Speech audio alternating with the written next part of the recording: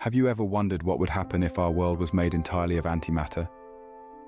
Antimatter, a term that might sound like it's straight out of a science fiction novel, is a very real and fascinating component of our universe. Picture a mirror, reflecting back an image that is identical to what stands before it, yet reversed. That's the relationship between matter, the stuff we're made of and interact with every day, and antimatter.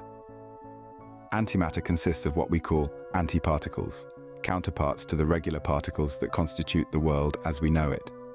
For every particle of matter, there is an equivalent antiparticle, matching in mass but opposite in electrical charge.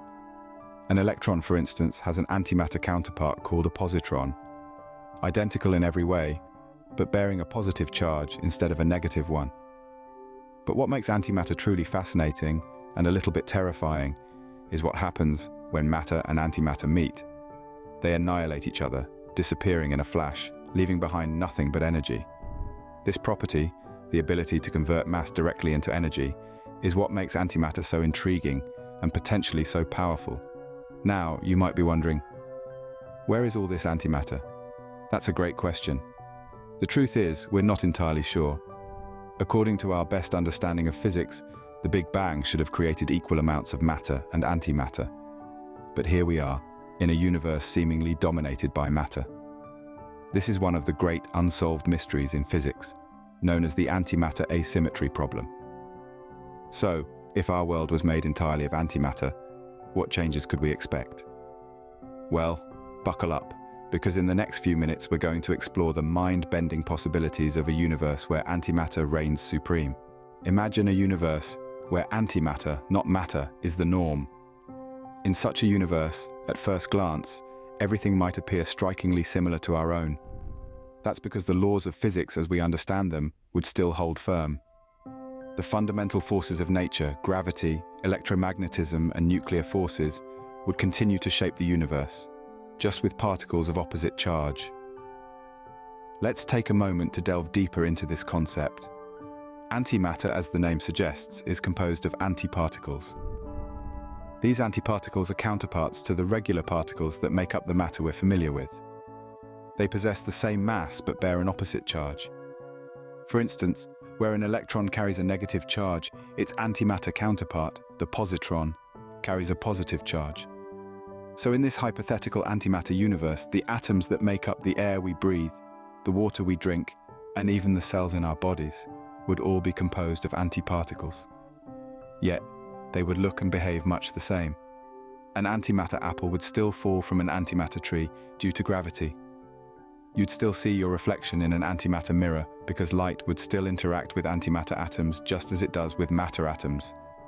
Even humans in this universe would be made of antimatter. Our hearts would still beat, our brains would still process information, and we would still experience emotions. We would still live out our lives, oblivious to our antimatter nature, much as we are to our matter nature in our current universe. It's a fascinating concept, isn't it? An entire universe, functioning much as ours does, but with the fundamental building blocks swapped out for their mirror images. This parity, this symmetry between matter and antimatter, is one of the most intriguing aspects of our understanding of the universe. But if everything seems the same, what's the big deal about a world of antimatter? The real thrill, or perhaps terror, lies in what happens when antimatter and matter meet. Let's delve into the heart of this thrilling interaction. Picture two opposing armies, one of matter, the other of antimatter, charging towards each other on a cosmic battlefield. Upon contact, they don't just fight, they annihilate each other. This annihilation, a term borrowed from warfare, is quite literal in this context. The particles of matter and antimatter cease to exist as individual entities, transforming entirely into energy. Einstein's famous equation, E equals mach squared, gives us the theoretical underpinning for this process. It tells us that mass can be converted into energy, and the amount of energy is immense. For instance, if a grain of sand were to meet its antimatter counterpart, the resulting energy would be equivalent to an explosion of about 45 kilograms of TNT. Now imagine if we had a kilogram of antimatter. The resultant energy would be on par with the explosion of a large nuclear bomb. However, this immense potential isn't all rosy. The power of antimatter, if mishandled, could lead to catastrophic results. A collision of matter and antimatter on a large scale could result in an explosion of unimaginable magnitude. This makes antimatter a double-edged sword. On one hand, it could be a virtually limitless source of energy, solving many of our energy problems. On the other hand, it could be a weapon of unprecedented destructive power. In the realm of physics, antimatter is a fascinating paradox. It's a mirror image of our world that could either illuminate our universe with boundless energy or shroud it in cataclysmic destruction. The key lies in understanding and controlling this volatile interaction between matter and antimatter. So, while the concept of an antimatter universe might make for interesting daydreams, the reality of antimatter is far more complex and perilous. This destructive potential is one reason why a universe of antimatter is more than just a thought experiment. There's a bigger question at hand: why is there so much more matter than antimatter? It's a conundrum that has puzzled scientists for decades. According to the standard model of particle physics, during the Big Bang, the universe should have created equal amounts of matter and antimatter, but if that were the case, they should have annihilated each other, leaving nothing but energy. Yet here we are, in a universe teeming with matter and mysteriously scarce in antimatter. So what happened? How did the universe become so lopsided? Enter the concept of CP violation, a possible explanation to this cosmic riddle. CP stands for charge parity, two properties of elementary particles. In a perfect universe, when you swap particles with their antiparticles, C for charge, and then flip the spatial arrangement, P for parity, the laws of physics should remain the same. But this isn't what we observe. In certain rare situations, this symmetry is broken, a phenomenon we call CP violation. It was first observed in the 1960s in particles known as kaons, and later in the 1990s with particles called B mesons. These observations showed that there is a slight preference and asymmetry for matter over antimatter. This suggests that during the early moments of the universe, when everything was incredibly hot and dense, these CP violations could have tipped the scales in favor of matter, allowing it to survive the mutual annihilation with antimatter. But here's the catch.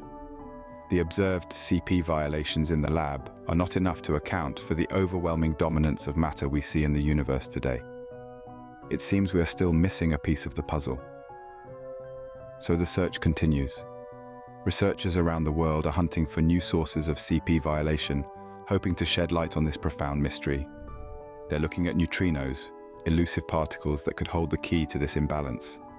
This imbalance, this preference for matter over antimatter, is one of the greatest unsolved mysteries in physics. It's a question that drives us forward, a tantalizing hint that there's still so much to learn about the fundamental workings of our universe. So, what does the future hold for our understanding of antimatter? Well, the answer might be more exciting than you think.